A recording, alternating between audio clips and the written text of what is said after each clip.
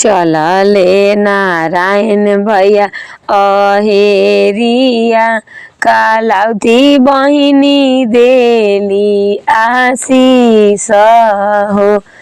जियसु ए मोरा भैया भौजी के बढ़े सिरवा सिंदूर हो। चलले आलोक भैया अहेरिया पूर्णिमा बहिनी देली आशीष। सोनी बहिनी देली आशीष। मोना बहिनी देली आशीष।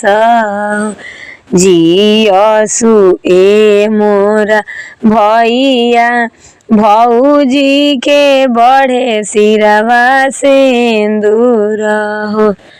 चलले मुकेश भैया अहेरिया चलले राहुल भैया अहेरिया किरण बहिनी देली आशीष हो।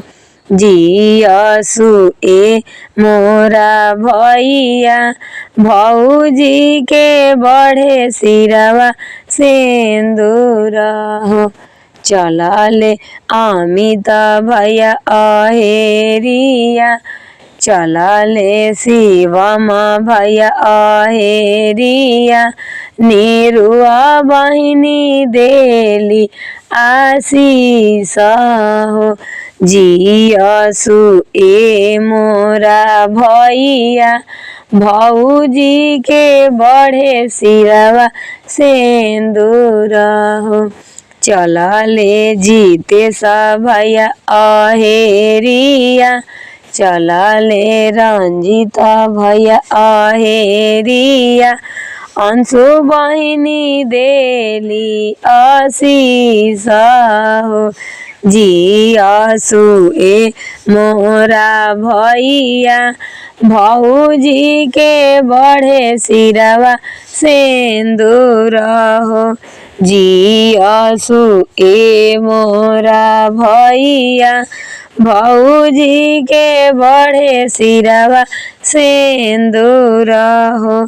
चलले सब भैया लोग अहेरिया सब बहिनी लोग देली आशीष हो। जियसु ए मोरा भैया भौजी के बढ़े सिरवा सिंदूर हो।